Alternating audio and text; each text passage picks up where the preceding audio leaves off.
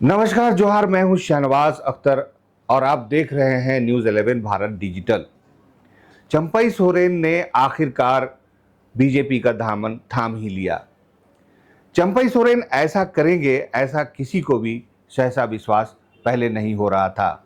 शुरुआत में तो बिल्कुल भी नहीं। आखिर कौन कौन से ऐसे कारक हैं, कौन कौन से ऐसे फैक्टर्स हैं और कौन कौन से ऐसे लोग पर्दे के पीछे हैं जिन्होंने चंपई सोरेन को इस मुकाम तक पहुंचाने में मदद की है। वो लोग जेएमएम के अपने लोग हैं, उनके अंदर खाने में रहते हैं, उन्हीं की परछाइयां हैं उनके सामने, और उन्हीं लोगों की कारस्तानियों के बावजूद आज हेमंत सोरेन से इतनी दूरी हो गई चंपई सोरेन की कि आखिरकार उन्होंने बीजेपी का दामन थाम लिया। हमारे साथ हमारे सहयोगी राकेश कुमार है। राकेश कुमार से हम जानने की कोशिश करेंगे कि पर्दे के पीछे के उन लोगों के चेहरे से नकाब हटाएं और बताएं कि कौन कौन से लोग हैं और उन्होंने क्या क्या किया है। राकेश जी। अब बिल्कुल बहुत सरप्राइज लगा और मुझे ही नहीं, अब पूरी जेएमएम को ये बात पच नहीं पा रहा अभी भी। और उन्होंने कभी सोचा भी नहीं था, अगर हम जेएमएम पार्टी की बात करें तो वो उनकी कल्पना से परे वाली चीज़ है। कभी नहीं सोचा कि चंपई सोरेन जैसा एक ऐसा शख्स, एक ऐसा नेता, एक कद्दावर चेहरा जो कि गुरुजी के साथ संघर्ष में उनके साथ चला हो और 4 दशक तक जिसने किसी पार्टी को सींचा, खड़ा किया हो, मजबूत किया हो, वो शख्स आखिरी ऐसी कौन सी परिस्थितियां बनी, उनके सामने आई कि उनको पार्टी छोड़ना पड़ा, जेएमएम से उनका मोह भंग हो गया। तो ये सवाल आज हर कोई पूछ रहा है और ख़ासतौर पर जेएमएम अभी भी ये यकीन नहीं कर पा रहा है कि चंपई दा जैसा शख्सियत झारखंड मुक्ति मोर्चा कैसे छोड़ सकता है। तो देखिए, इसके अगर आप अंदर में जाएंगे शहनवाज जी, तो कई वजह हैं और सिर्फ एक वजह नहीं रही पार्टी से मुंह भंग होने का। उसके पीछे अगर आप अंदर और जाते जाएंगे तो देखेंगे कि एक साथ कई सारी वजहें हैं। और जब कोई शख्स इस तरह का कोई बड़ा फैसला लेता है अपने राजनीतिक जीवन में, तो उसके पीछे वो कई सारी चीज़ों को देखता है और उन तमाम चीज़ों को एनालिसिस करता है और उसके बाद ही इस तरह के किसी बड़े फैसले पर वो पहुंचता है। तो चंपई दा के साथ भी यही सब कुछ हुआ। 5 महीना वो सरकार चलाए, वो सत्ता में वो थे, मुख्यमंत्री ने उनको बाकायदा उनकी ताजपोशी की, उनको जिम्मेवारी दे के वो गए और अच्छा से वो सरकार चला भी रहे थे, इसमें कोई दो राय नहीं है। आज पूरी जनता भी इस बात को अप्रिशिएट करती है कि चंपई सोरेन का जो 5 महीने का कार्यकाल था वो बड़ा अच्छा कार्यकाल था और अच्छे ढंग से वो राज्य को चला भी रहे थे। लेकिन धीरे धीरे करके परिस्थितियां इस तरीके से बनती चली गई कि उनको ये लगा कि शायद अब झारखंड मुक्ति मोर्चा में उनका सर्वाइवल बहुत आसान अब नहीं रहने वाला है। क्यों क्यों मैं यही देखिए, सवाल जानना सवाल चाहता मैं उसी पे आ रहा हूँ। तो देखिए, कई सारी वजह हैं। एक तो जो जैसे ही मुख्यमंत्री जब जेल से बाहर आए, पूर्व मुख्यमंत्री हेमंत सोरेन की मैं बात कर रहा हूँ, जेल से जब बाहर आए और जब ये कहा गया चंपई दा को बुला के कि अब आपको मुख्यमंत्री पद छोड़ना होगा, इस्तीफा देना होगा, वहाँ तक सारी चीज़ें ठीक थी। उनको भी पता था कि जब हेमंत जी जब जा रहे थे, जेल जा रहे थे, तो उन्होंने एक जिम्मेवारी दी थी और वो आ चुके हैं, तो वो जिम्मेवारी वो देने के लिए तैयार भी थे, उसमें बहुत इब्बत था नहीं। लेकिन उनकी एक बड़ी चाहत थी, वो चाहत थी कि उस दौरान नियुक्ति पत्र का वितरण करना था और उसके लिए बाकायदा स्टेज वगैरह सब तैयार भी हो रहे थे, प्रभात तारा मैदान में बड़ा कार्यक्रम होना था। और चंपई दा की ये बड़ी इच्छा थी कि आखिरी वक्त में कम से कम मुख्यमंत्री रहते हुए इस कार्य को वो कर ले। लेकिन उस उनको वो जिम्मेवारी नहीं दी गई और ये कहा गया पार्टी के तरफ से और मुख्यमंत्री सचिवालय में या फिर सीएमओ में जो खास लोग हैं जो मुख्यमंत्री के इर्द गिर्द हैं और बेहद करीबी माने जाते हैं, तो वैसे लोगों की तरफ से उनको संदेश भिजवाया गया कि नहीं, आपको ये कार्यक्रम नहीं करना है, मुख्यमंत्री का ये आदेश है। तो वो बात उनको बड़ी चुभ गई, बहुत तकलीफ उनको दे गई। और कई बार जब बातचीत हमारी हुई इस दरमियान, तो उन्होंने इस बात का जिक्र भी किया कि वो एक बड़ी इच्छा थी हूं। वो उनकी। कौन व्यक्ति था कि जिसने फोन करके कहा कि आप वो कार्यक्रम में न जाएं? बिल्कुल, देखिए, जो सुनील श्रीवास्तव हैं उनका उन्होंने जिक्र किया कि उनके तरफ से ये कॉल आया था और ये कहा गया कि नहीं, मुख्यमंत्री की तरफ हेमंत जी की तरफ से ये कहा गया है कि आपको ये कार्यक्रम नहीं करना है, फिलहाल आपके 2-3 दिनों के जितने कार्यक्रम हैं वो सारे कार्यक्रम रद्द किए जाते हैं। राकेश जी, मैं आपको यहाँ पर रोकूंगा। चंपई दा ने एक ये भी खुलासा किया है कि एक महिला के द्वारा, मुख्यमंत्री आवास में रह रही एक महिला के द्वारा तमाम विभागों के सचिवों को फोन करके ये बात कही गई कि ये डमी सीएम है, दूध भात है इनका, इनकी किसी बात पर आप लोग ना चलें, जल्द ही आपको सीएम का नया चेहरा देखने को मिलेगा। क्या ये बात सही है? देखिए, काफ़ी हद तक ये चीज़ें सही है, और उस पर्टिकुलर महिला का जिसका आप जिक्र कर रहे हैं, उनका इन्फ्लुएंस तो सरकार में शुरू से रहा ही, और जब हेमंत जी नहीं थे तो इन्फ्लुएंस और ज़्यादा था, इससे इनकार भी नहीं है। लेकिन सिर्फ उस महिला की बात आप ना करें, सार्वजनिक मंचों से झारखंड मुक्ति मोर्चा के और भी कई बड़े चेहरे और भी जो सत्ता के आसपास जो लोग बैठा करते हैं, उनके तरफ से सार्वजनिक मंचों पर इस तरह की बातें कही गई, और कई बार कही गई कि चंपई दास जो है वो डमी सीएम है, और जो भी फैसले हो रहे हैं वो उनके मार्फत नहीं हो रहे हैं। तो ये सारी चीज़ें उन तक भी पहुंची कि आखिर मैं मुख्यमंत्री हूँ, मैं सारी चीज़ों को देख रहा हूँ, लेकिन फिर मेरे को लेकर इस तरह की बातें क्यों हो रही है। तो ये चीज़ें उनको अंदर ही अंदर बहुत तकलीफ दे रहा था। तो इसी तरीके से कई सारी चीज़ें होती गई, और फिर जब जख्म बहुत नासूर हो जाता है तो वो फिर लाइलाज हो जाता है, भी जानते होंगे। तो चीज़ें उसी ढंग से बढ़ती चली गई, और फिर उनको लगा कि अब शायद झारखंड मुक्ति मोर्चा में रहना उसी जख्म की तरह है जो नासूर हो चुका है। तो फिर उनको लगा कि नहीं, अब एक अच्छे साथी की उनको तलाश अब करनी चाहिए, और एक अच्छे और नए साथी के तौर पर उनको बीजेपी का साथ मिला। राकेश जी, मैं आपको रोकना चाहूंगा यहाँ पर। आपने एक जिक्र किया प्रभात तारा मैदान में एक कार्यक्रम होने वाला था, बाकायदा उसके लिए इंफ्रास्ट्रक्चर भी तैयार हो गया था, टेंट भी लग रहा था, बस 1 या 2 दिन का समय बाकी था कि किसी ने फोन करके, छोटे अदना से व्यक्ति ने, डायरेक्ट किसी बहुत बड़े हस्ती का फोन नहीं आया था कि आप उस कार्यक्रम के बारे में वहां आपको नहीं जाना है। क्या ये एक बहुत बड़ी वजह बनी?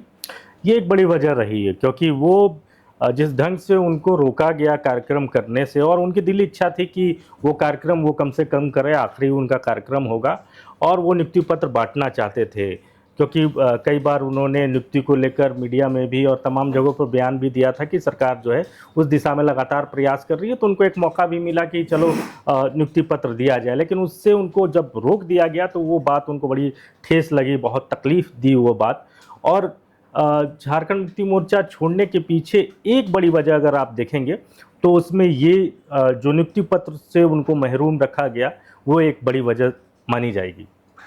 राकेश जी, जो जेएमएम के लोग हैं वो आज चंपई सोरेन के जाने की जो बड़ी वजह बताते हैं कि वो पुत्र मोह के कारण कमजोर पड़ गए और उन्होंने ऐसा विकल्प ले लिया। पुत्र मोह ना होता तो चंपई नहीं जाते। क्या इस बात में कहाँ तक दम है? देखिए, बेटे की टिकट को लेकर तो उनकी चाहत है, और वो चाहते भी थे कि उनके बेटे को टिकट दी जाए, और हर पॉलिटिशियन ये ज़रूर चाहता है कि उनका राजनीतिक विरासत को उनके पीछे जो उनके बेटे हैं या फिर कोई भी परिवार का सदस्य है वो आगे बढ़ाए। ये हर किसी की चाहत होती है, और देश की पॉलिटिक्स में अगर आप देखें तो कौन नहीं आज के डेट में पुत्र मोह में है। हर कोई अपने बेटे को, अपने परिवार को, अपनी बेटियों को आगे बढ़ाने में लगा हुआ है। तो उसमें अगर आप चंपई दा भी अगर ये चीज़ सोचते हैं तो बहुत गलत इसको नहीं देखा जाएगा, क्योंकि यही मिजाज है इंडियन पॉलिटिक्स का मौजूदा वक्त में।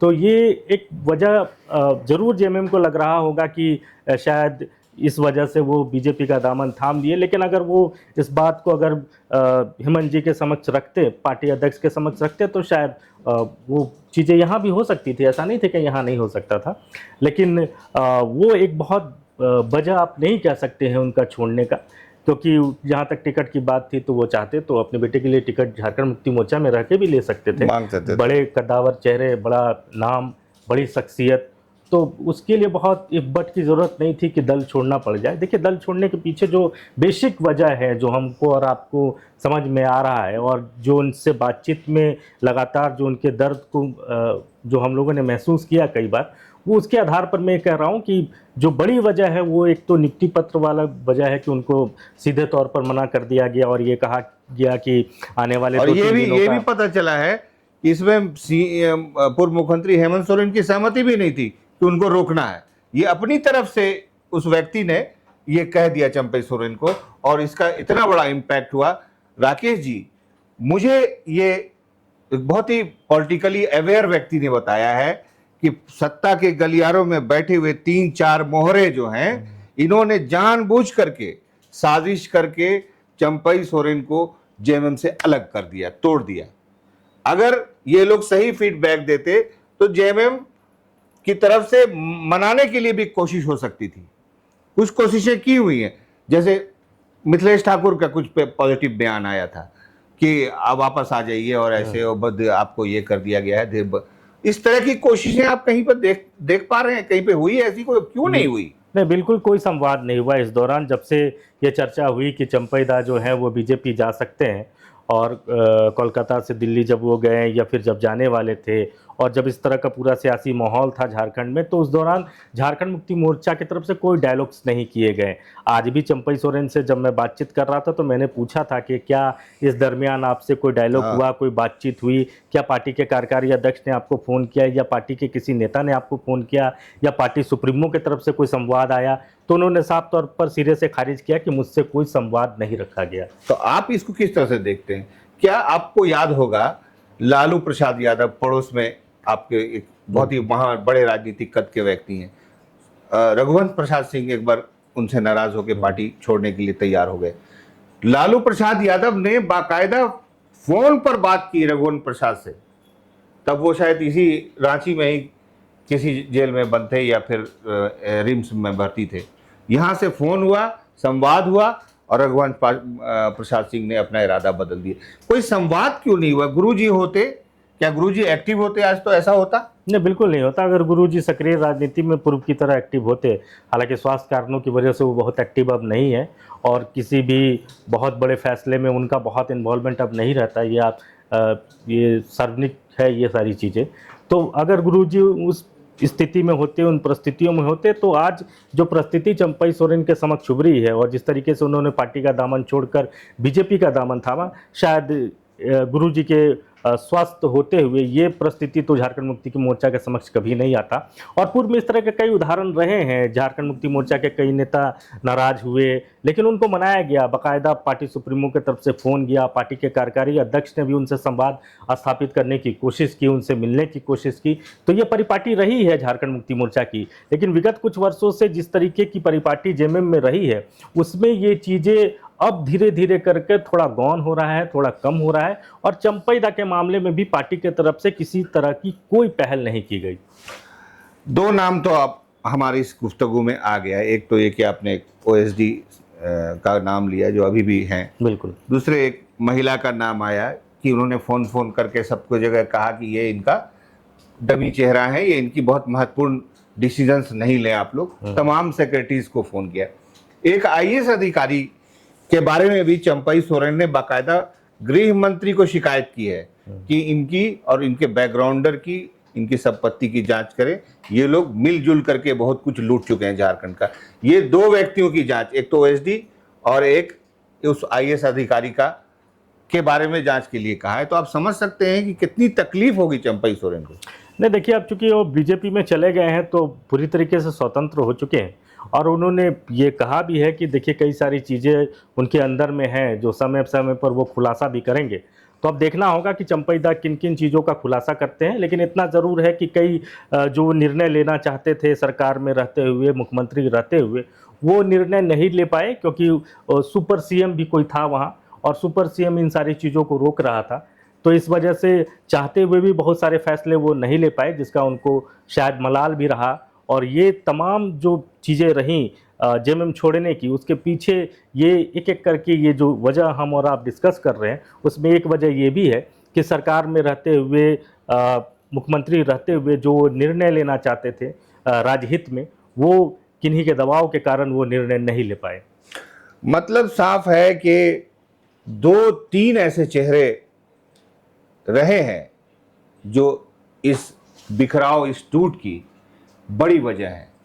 अगर वो इस तरह से रोल नहीं करते, पार्टी के हितों को सर्वोपरि देखकर एक बुजुर्ग नेता का सम्मान करते, ठीक है उनको 4-5 महीने ही सीएम बनने का मौका मिला, तो जाहिर है कोई व्यक्ति अगर मुख्यमंत्री बनता है तो कुछ डिसीजंस भी लेता है, उनको ये डिसीजंस लेने की आज़ादी दी जाती और अंत में जाते जाते ये ज़रूर कहें कि वो कार्यक्रम जो प्रभात तारा में हो रहा था उसको करने दिया जाता। अगर प्रोग्राम हो जाता तो आज ये नहीं होता जो आज गोल चक्कर मैदान में हुआ। जेएमएम के एक कद्दावर व्यक्ति ने, नेता ने, कोल्हान टाइगर ने बीजेपी का पट्टा पहन लिया। अपने सहयोगी राकेश के साथ, अपने सहयोगी कैमरामैन संजय पासवान के साथ फिलहाल बैक टू द स्टूडियो।